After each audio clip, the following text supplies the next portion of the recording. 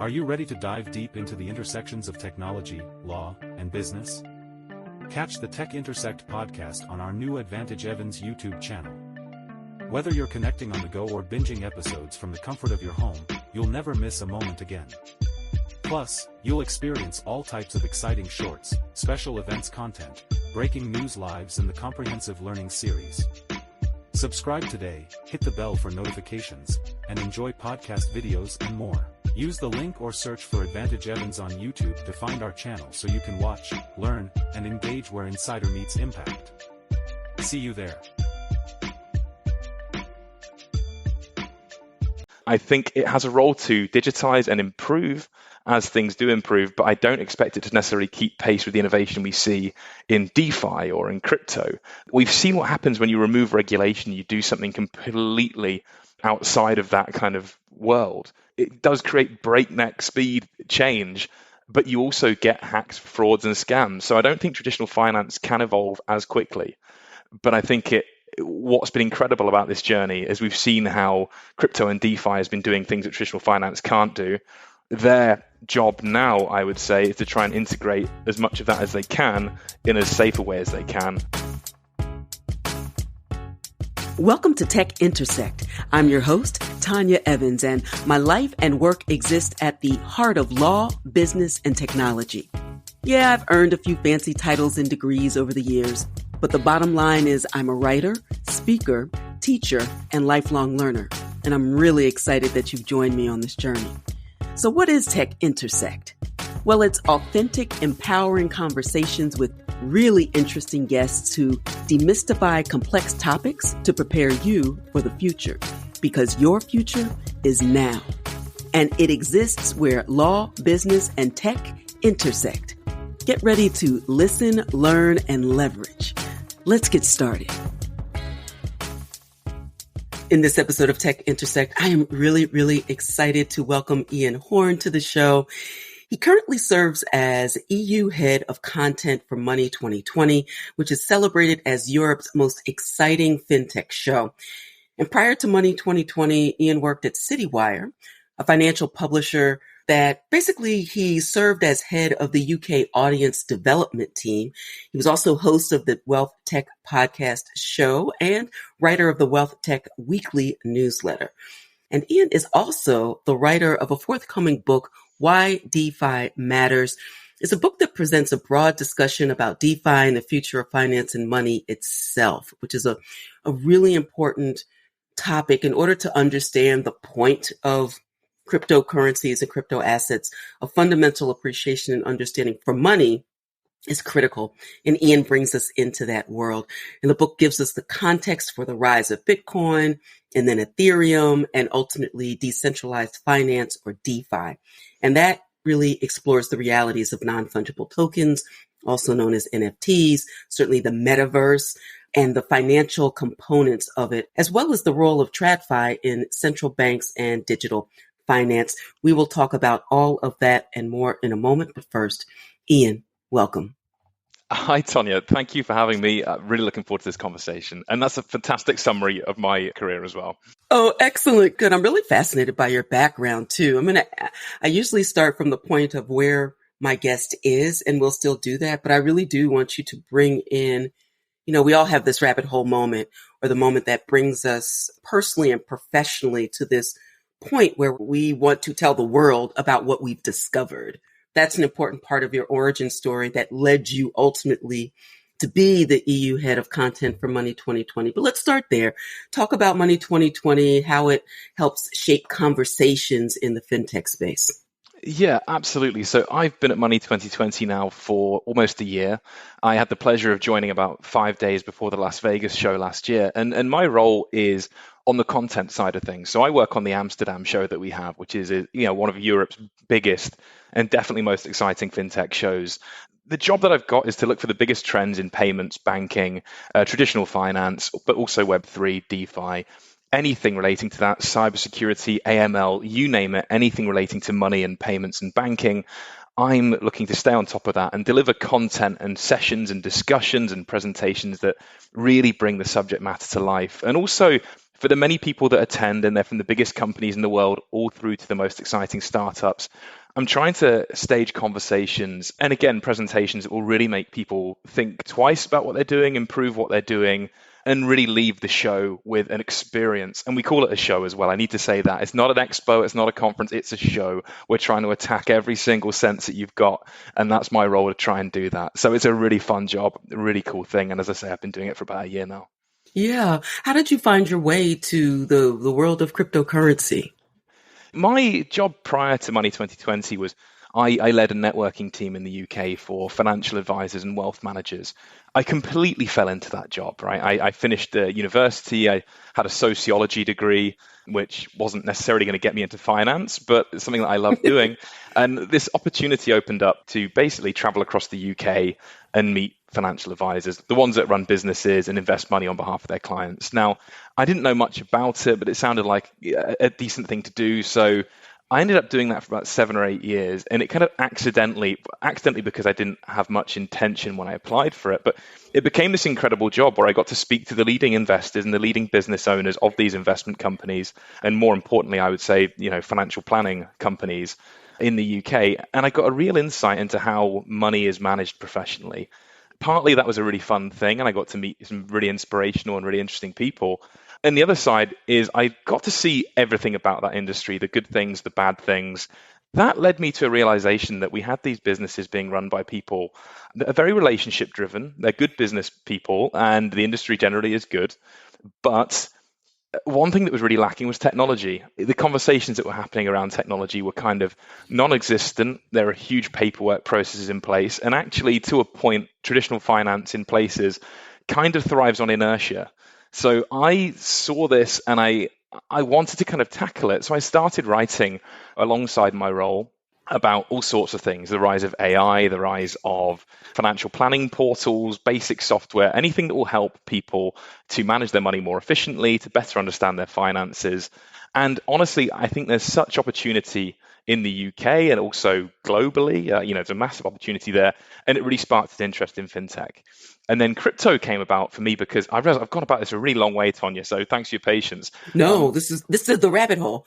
Okay, yeah. So it absolutely is. So crypto for me came about, people only really started talking about it in 2017 when Bitcoin started shooting up. And prior to that, I'd heard about it as, it's something you'd read about as being used for crime and illegality and all the rest. But suddenly financial planners, and this again, I can speak to the UK here, they were having clients turn up, speaking to them and saying, what about Bitcoin?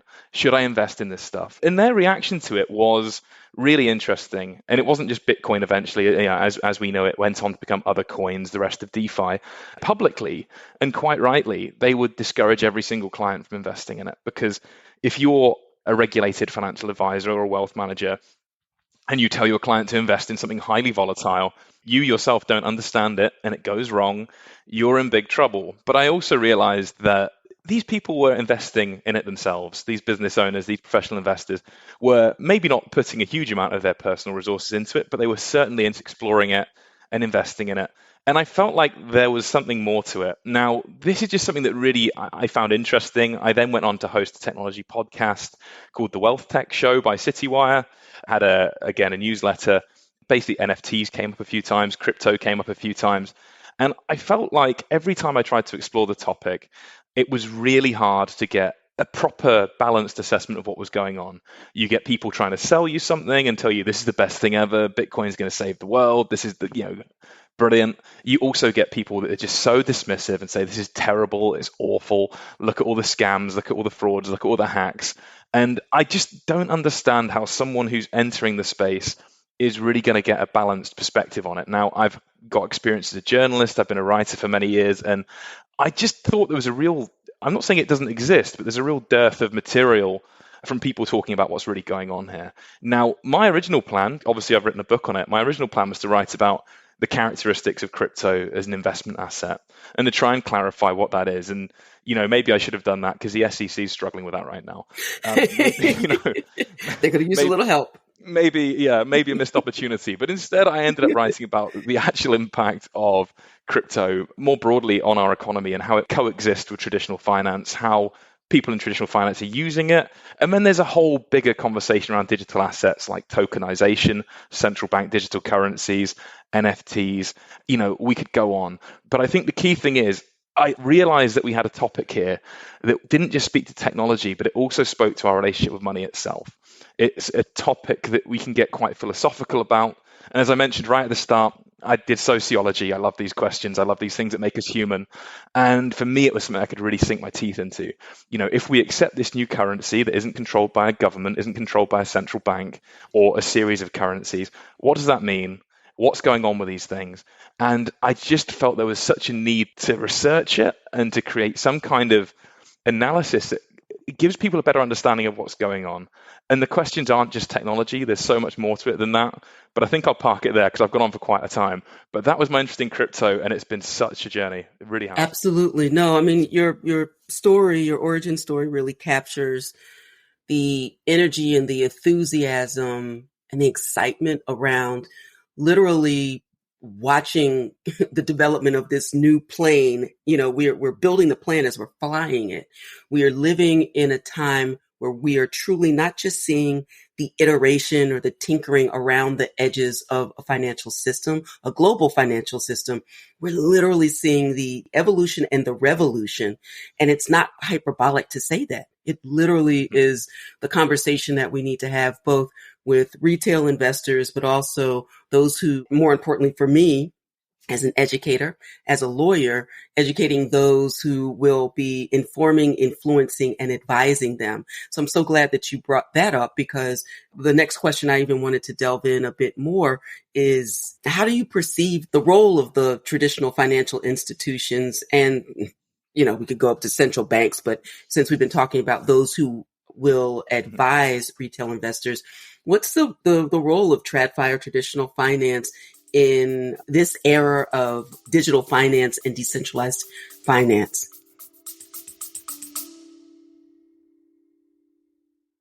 You love listening to podcasts, but have you ever thought about starting your own podcast? Maybe you want to build a brand, grow your business, or are looking for an excuse to talk about your favorite hobby. Whatever your reason for making a podcast, Buzzsprout is the place to start. Since 2009, Buzzsprout has helped over 300,000 people launch their own podcasts. Buzzsprout walks you step by step through the whole process and will give you powerful tools to start, grow, and monetize your podcast. Ready to get started? Click the link in the show notes to get our free step-by-step guide to starting your podcast today. That's a really interesting question, and it's a massive question. I think the interesting thing with TradFi, and I say the same thing about crypto, is the question we need to ask ourselves before we go into anything is, who's the person that I'm speaking to here? So where are they based? What are their values? What's their financial situation? What do they want? What TradFi means to you can mean something very different if you're currently in Ukraine right now, or if you're in the UK or the US, or you're in Syria, or you're in North Korea, or, there's all sorts of different angles to it.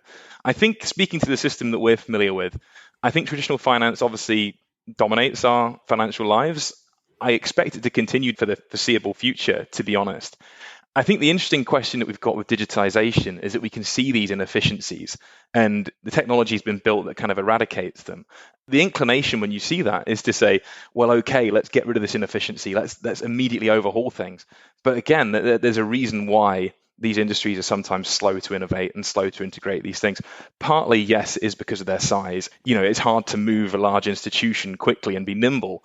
The other part is actually sometimes this slow pace of change can be a good thing. It can be what keeps banks solvent. It can be what keeps people reliable. And I think the important thing to remember is the biggest asset, I think the biggest product that the financial world sells, especially the TradFi, is trust. We talk about Bitcoin being trustless. Well, the other thing is trust. Its main role is to not completely fail its customers. So I think it has a role to digitize and improve as things do improve, but I don't expect it to necessarily keep pace with the innovation we see in DeFi or in crypto. These are things that we've seen what happens when you remove regulation, you do something completely outside of that kind of world. It does create breakneck speed change, but you also get hacks, frauds and scams. So I don't think traditional finance can evolve as quickly. But I think what's been incredible about this journey is we've seen how crypto and DeFi has been doing things that traditional finance can't do. They're job now, I would say, is to try and integrate as much of that as they can in as safe a way as they can. And if they're trying to succeed without losing as many customers right. as they can.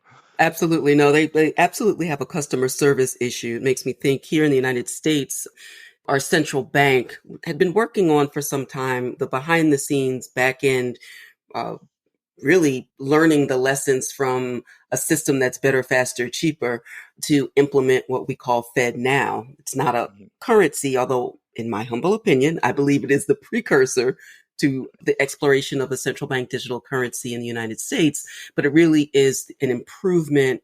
It's taking the idea of peer-to-peer payments from the Satoshi white paper and calling it something different. I think it's like customer to customer.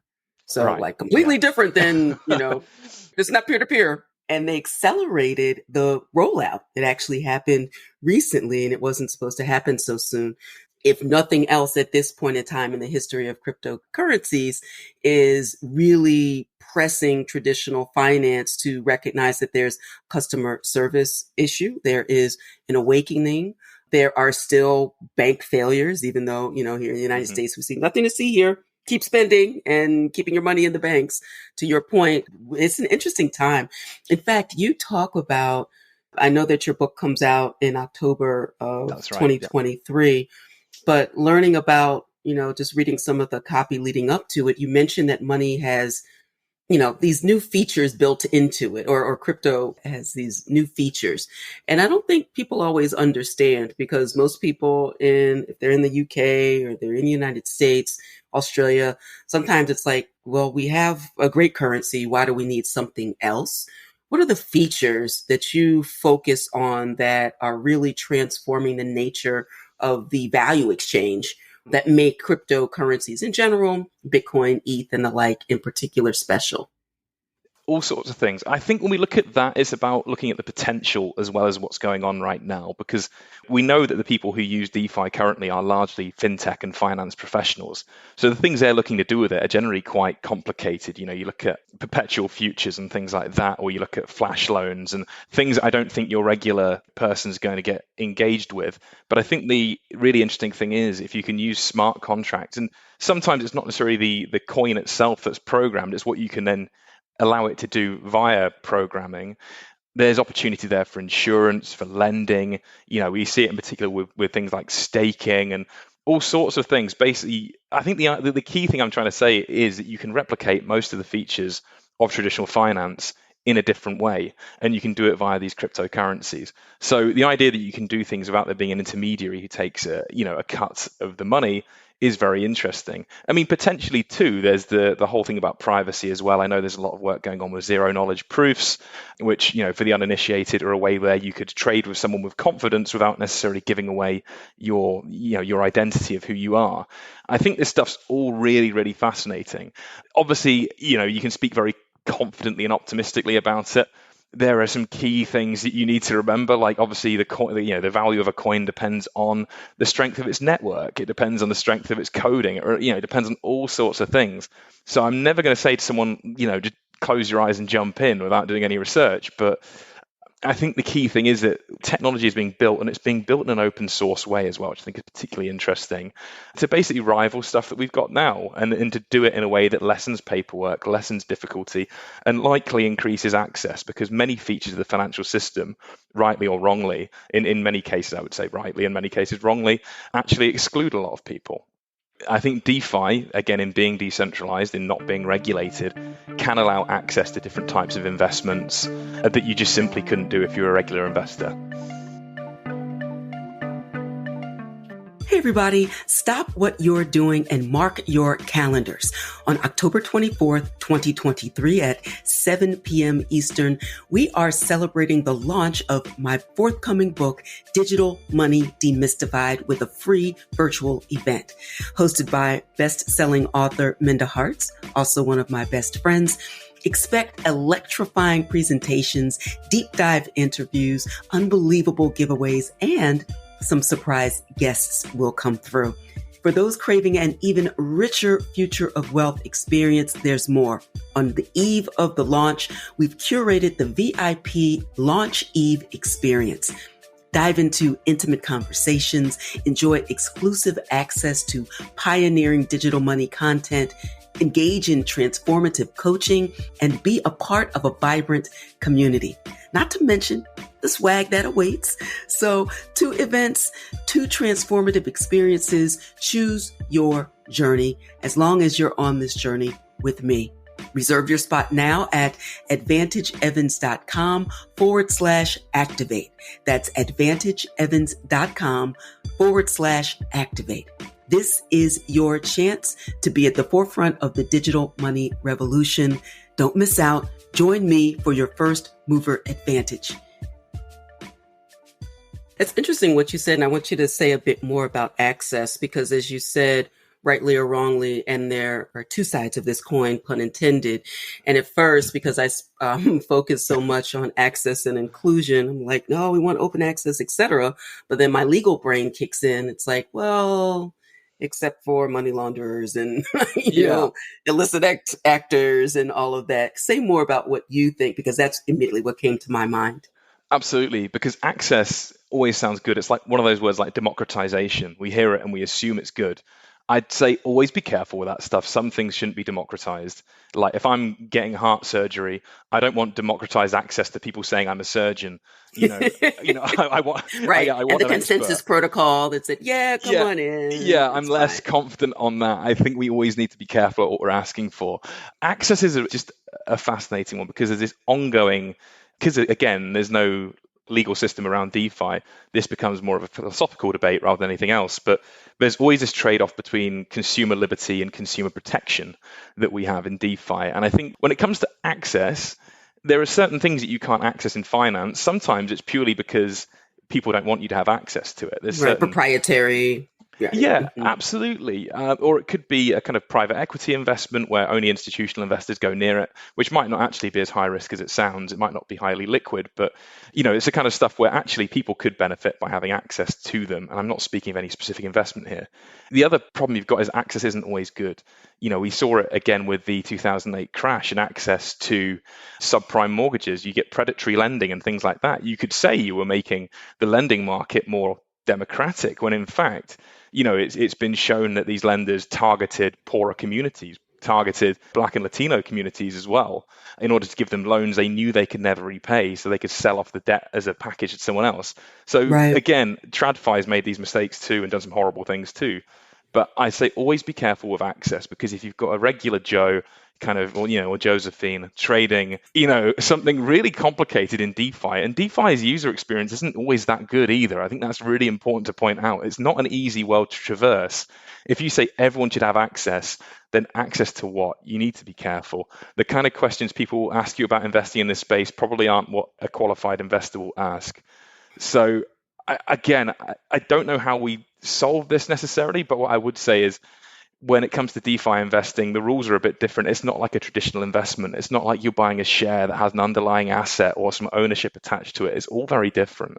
In time, you'll get tokenized assets and things like that, which will be a bit more similar to that. But anyway, convoluted answer. All I'm saying is, access it sounds great. And when it's done right and for the right products, it's brilliant. But TradFi does some things really right, and consumer protection sometimes is that. But as we know, there are many instances where that's not a good thing.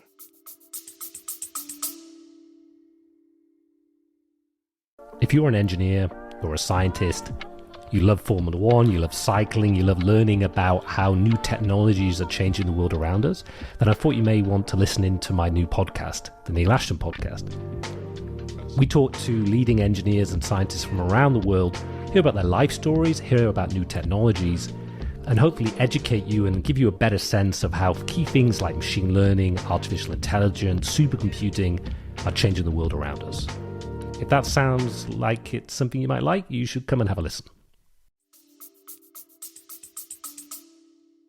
Yeah, this is interesting because my lawyer brain agrees with 99.9%. And as a woman of color as well, then I always kind of bristle, or I think this is a really good, we're not even debating. We are literally discussing the nuances. And I think the crypto space is also guilty, and you talked about this at the beginning of the show, of this binary discussion. And so what you've said is so important. This is not either or. You're talking about the power and the promise, but also the pitfalls and also the reasons that traditional finance has had a slow and prodding evolution in order to balance this idea of financial and technological innovation with consumer and investor protection. Sometimes people will talk about the protections here in the States as being somewhat paternalistic. You mentioned qualified investors. I know a lot of eggheads that don't know even how to put on their pants, right? But they happen to be a trust fund baby or they're a high net worth individual, and they have the privilege of having the asset that unlocks access is just having money, not being required to have any semblance of knowledge. We presume knowledge on those with money, which can be dangerous because we have a lot of people in positions of power who have a lot of money, but don't make any earthly sense. And so it's this balance. It cannot be a binary discussion. And I think, with power comes great responsibility. This is the whole point of being in control of your own money, self-custodying your own assets. No one I know is taught from childhood to actually do that. We are indoctrinated into a system that says, don't trust yourself, trust us. And I believe that the power of decentralized finance, and I'm interested to your point of view because your book is titled Why DeFi Matters. I think that's why DeFi matters. But talk to me about why you think DeFi matters. Yeah, I think there's so many reasons. And I think you make such a good point there about people feeling shut out of systems. And I know what you mean. It can sound really patronizing if you say people shouldn't do, X, Y, or Z thing. So I totally hear that. I think DeFi matters for so many reasons. We now have the technology to create rival economic systems to the ones that are run by nation states that have existed pretty much for anyone listening to this their entire lives. I think that's more significant than people realize. And I think what I wanted to get beyond was this whole conversation about line goes up, line goes down. Sure, that stuff's interesting. Sure, that has some relevance. But this technology is actually doing things that are changing the way traditional institutions operate. People are leveraging this technology. And if you Google it and research it, my book has lots of examples of this. Pretty much every major financial player is using the technology right now and finding ways to tokenize things. So that's important. Central bank digital currency is massively, massively important. When you've got 19 of the 20 G20 nations looking at creating their own digital currency, I think those nations' citizens should probably have an understanding of what that means. I think. Yeah, and what's going on there. So that's another massive reason why DeFi matters. And yes, so central bank currency isn't DeFi in the sense that it's not decentralized, but at the same time, it's using the same technology a lot of the time, or most of the time, that has spawned from this movement. And it's also kind of potentially using crypto as a bit of a Trojan horse. Like you like crypto, here's our version of it, but it's your government and all the rest. There are so many reasons why it's important. Basically, we're looking at something here that changes people's personal lives, or will change financial institutions. And I just think there needs to be a bigger and more open conversation around that. I think the challenge, as you can probably tell with the way I answer these questions, is if you're trying to do this honestly, it's difficult to give really punchy answers. Because I think if I hated it, I could very easily say, well, this is awful for X, Y, and Z reason. You're going to get scammed. You're going to get defrauded. If I really loved it, I could say, Dogecoin to the moon. This is fantastic. Get involved. Don't miss out. This is going to save the world. And that's easy to do. But actually, the real conversation is tougher. And in the book itself, I tried to outline all the pros and cons of things. I'm not necessarily trying to tell people what to think. I think the key thing is to just kind of provide that education and let them make their own decisions based on their own views. There's all sorts of things there. I mean, you talk about access. Another issue I think that's massive and related is inclusion. And I think the major blockchains and the major coins, most research suggests that ownership of those is actually very heavily weighted in favor, again, of white men, of people in professional positions.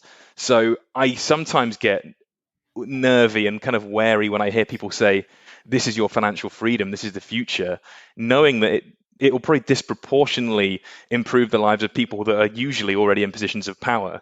So I think there's loads of nuance to this conversation. As you say, it's not binary, it's not right or wrong, but I feel like people should understand these things, because before you buy into Bitcoin or Ether or whatever as the future and savior of the planet, of the financial system, there's so much more to consider.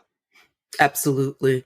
I love the richness of this conversation because we both approach this topic from the same point of view. That was exactly my point when I just thought about what do people need as a base, not, all crypto all the time or no crypto any of the time, but in the middle, I really think it's not really about crypto, but it's about the education that is required, the entry point that, setting up a wallet, it's kind of like setting up an account. And people, if Beyonce said you can have a free front row ticket if you just, buy this NFT, people would figure out how to get MetaMask and fund their wallet. Yeah. It would, they just need it's some impetus. You know what I mean? Oh, you're so right. And actually messaging is huge, right? So yeah. I couldn't agree more. Like one of the most, successful NFT rollouts was Starbucks using their NFT stamps.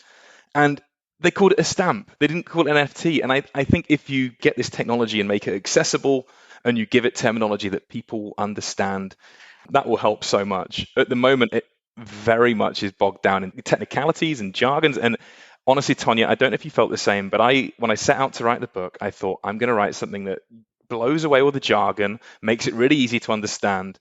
And then as I got about 3 chapters into writing it, I was like, this is rough. Right. Yeah. This is rough. This is rough. Let me try again. Right. Yeah, it's really difficult to do that, isn't it? And I hope I did that as best as I can. But I think for your average person approaching the topic, it is, someone who's not been in finance, for instance. Yeah, I think we'll use it. Yeah, if it's something that gives you access to the front row at a Beyonce show, then yeah, okay. Suddenly we're all using it, right? But other than that, I don't think we're quite there yet. We're talking about, someone say, "Oh, do some yield farming." Okay, great. Like, forget about it. Right? Yeah. What am I doing here? Yeah. So I think messaging's massive. Absolutely, and we'll see it. I mean, you think about when you first got in. My first entry point was really in 2017 as well, and the user interface and user experience, or UI UX, for those playing at home, it has improved. I'm not going to say massively, but certainly it has improved. And so what we'll be talking about in terms of the devices and technology and the ubiquitous nature of even onboarding, I think will improve. It will have to, if we really are going to march to mass adoption. Also, just will these systems actually support as a matter of scaling? If you bring more people on, it's going to have to scale, and all these really cool projects are working on that. So again, we're at the beginning.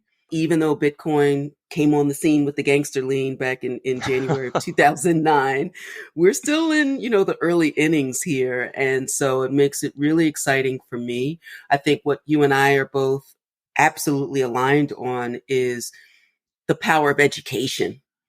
Mm-hmm. People will find out how this financial technology will benefit them when they have a sufficient foundation to make informed choices. I actually talk about the prudent crypto investor, which sounds like an oxymoron. Like anybody who invests in crypto can't be prudent. Well, to offset really, and this is not legal or financial advice, but if you have, a highly volatile asset and offsetting that with something that's really, really stable and just having a mix and a variety. I learned more about money in these last 6 years now, about myself, about my choices, about my mindset around money, about the lessons formally and informally that I learned from my family, about the nature of perceived scarcity, about not creating a life for myself that trades time for money. Cryptocurrency is a bit of a misnomer to me because it's this, in the United States, taxed as a capital asset. And traditionally, capital assets are the pathway, the gateway to generational finance in a way that just being a high net worth individual will not. Like all of those things came from leaning in, being cautious but curious, and really saying, if this is here to stay, I better figure it out, and doing that personally and professionally. So, final thoughts just around that topic and connect that to your book and maybe some takeaways you want to leave the listeners with today. Yeah, absolutely. And actually what you raised there is interesting because, well, for many reasons, but again, if you didn't go near this, and again, I used to speak to wealth managers and financial advisors every day of my professional life, and you would have missed out on one of, if not the best performing asset class of the last decade, pretty much. Absolutely. So it does make sense to educate yourself on this and to know what's going on. And there are also, as you say, basic financial lessons that hold true regardless of what asset you're investing in. I think the challenging thing you have with crypto, and again, where the SEC is struggling, is how you determine whether or not this is security when the value of something largely depends on its network effects and largely depends on regulatory issues and other things that are outside of the control of even the most knowledgeable investor. But I think there are, of course, things like diversification that you mentioned, which is useful. And also to understand where crypto fits in terms of your entire assets and your entire financial plan. Because no one is saying you have to put all your money into crypto or you have to put none of your money into it. No one's saying that. I think one of the key things that I kind of look at the end of the book, and I think this is potentially a nice point to finish on, is the kind of importance of diverse money. Like there's money that lacks utility but is great. Like cash, for instance, can be brilliant for all sorts of reasons. People take comfort in it. People find it easy to use. Again, I mean, if you're a bit libertarian, the tax man might not ever see what you're doing if you're paying in tax, in cash. So, I mean, there's all sorts of reasons why you might prefer cash in a certain situation that aren't tax evasion. But again, digital money has its place. Crypto money has its place. It's just figuring out for you in your circumstances what balance is correct. And again, in your financial system, does it represent you and your interests? Is that a financial system that allows you to thrive and succeed? You have to look at these things before deciding what to do with your own money.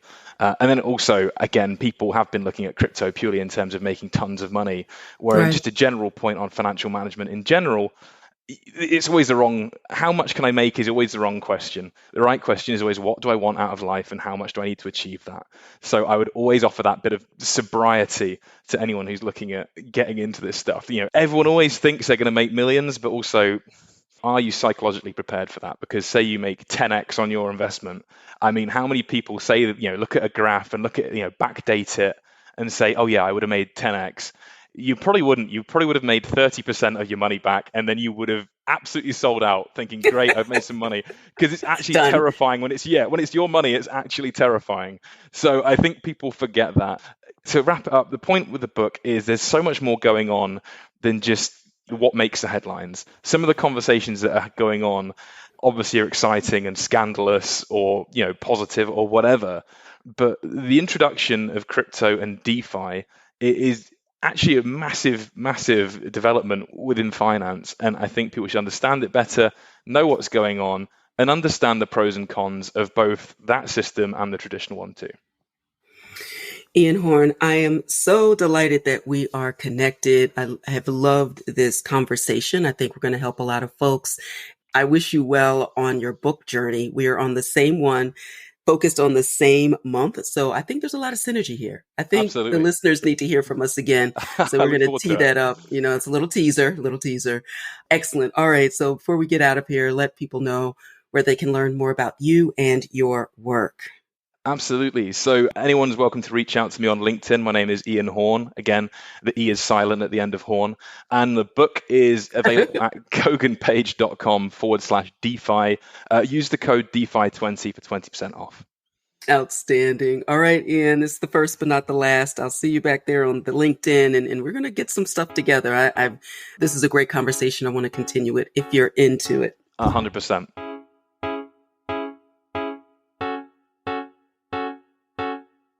Thank you so much for listening to the Tech Intersect podcast. I hope you enjoyed this episode. If you love it, please tell the world.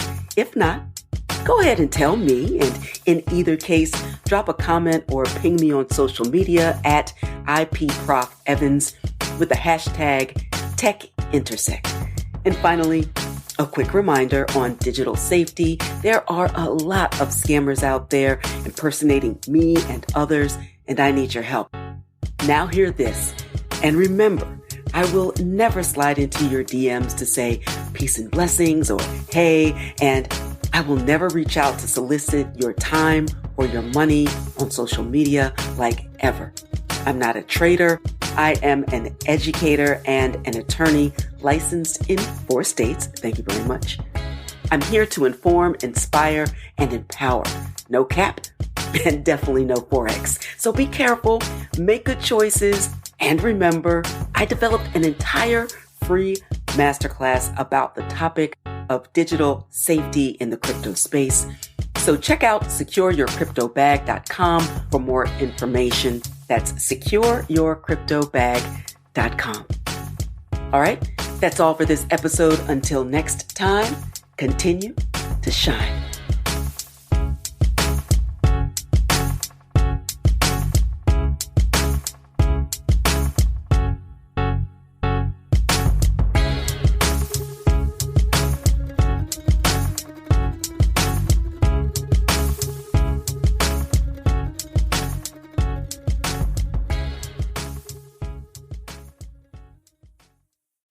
Hey there, Tech Intersect listeners.